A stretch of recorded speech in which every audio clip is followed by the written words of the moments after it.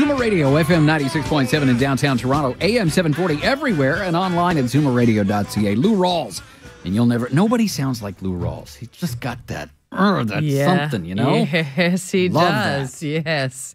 Barry White and Kinda. Lou Rawls in the same room. Very distinctive. Mm-hmm. That's good stuff. Sorry. Okay. And I'm back. Okay. Yes, good morning. It's Neil and Sam, and we're sitting at 2 degrees, headed for a high today of 7. Looks darn nice right now. Rain is on the way. You've probably heard my voice on the radio station at various times talking to you about Tiff Cinematheque, which is a great program that profiles some amazing filmmakers that's going on at the Bell Lightbox. And we're excited to have in this morning Kiva Reardon in with us, a programmer from Tiff Cinematheque. How are you? I'm very well. How are you?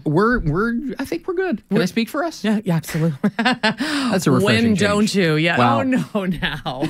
Be nice. We'll fight when the company leaves. Okay. Oh, all right, fine. All right. I didn't think it'd be such a loaded question. So talk to us about the exhibition that's going on right now and Agnes Varda. For starters, let's just strip it right back to the bare wood. Who is Agnes Varda? That's my favorite question. She's one of my favorite filmmakers. She's a really key figure in French cinema, something called the French New Wave, which was, filmmakers you might have heard of like Jean-Luc Godard or François Truffaut. Mm-hmm. So the real biggies. She was working alongside them as well, but for a whole bunch of reasons. One, she was a woman. Two, she worked in documentary. She never got the same amount of profile as they did. But she's been working since 1955. She works in documentary, in fiction. So she's really this hugely seminal figure in film, but has kind of been a little undersung. So the idea with this retrospective is just to get as many people out as possible to celebrate her and her work. So what's great is Agnes is alive at 89. Is she still working, I wonder? She's not only alive, she is thriving. Her name really started coming up a lot last year because she finally got an honorary Oscar.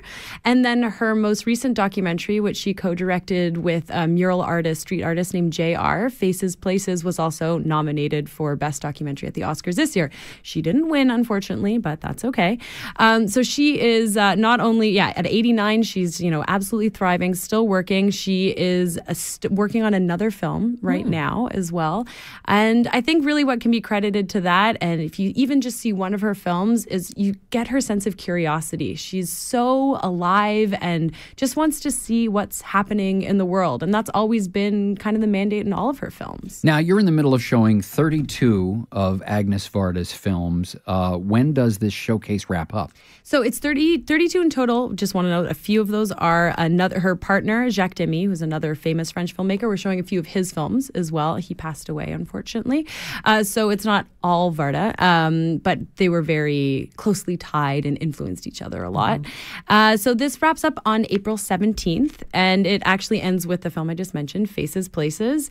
And I love this documentary so much. It's a really great, even though it's her most recent film, it's a really great entry point into discovering what she's all about, which is, as I mentioned, just being curious about the world around her. She goes off into the countryside with this, much younger artist. There's a 55-year age difference between them. She's also all of, I think, like 5'3" and he's 6 foot something. So they have this like visual discrepancy between them. That's very sweet.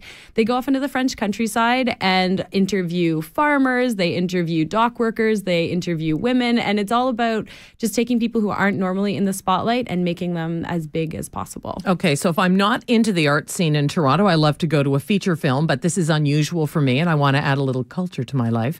Give me in 5 sentences or less why I would want to go to this show.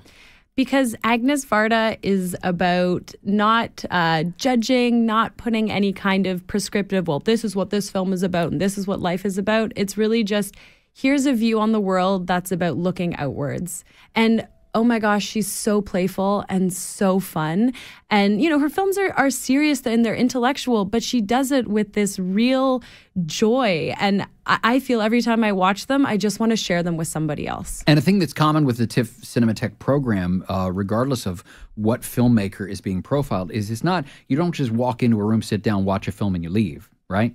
That is correct. One of the great things about this retrospective, we think, is that we're pairing them with filmmakers or other critics in the city. So they're going to give a little bit of an introduction. So if you're not as familiar with Varda, with French cinema, or even just with the film itself, we're going to have someone there to give a little context, and then afterwards as well, have an in conversation about the film that you've just watched. See, it's a chance to sound smart with your friends. Right? I'm Right? going. See?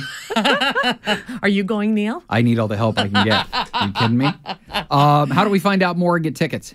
tiff.net/Varda. Please check it out. Yeah. So easy. So Awesome. easy. Thanks, Kiva, thanks for Kiva. coming in. Thanks for having me. Thanks for being had. He said, just not entirely appropriate all the time, but we love him just the same, right? Andy Kim here. Yeah, baby, I love you. Yeah? No, that's the song, Neil. I'm not talking to you. Right. Okay. My bad. Have I ever told you?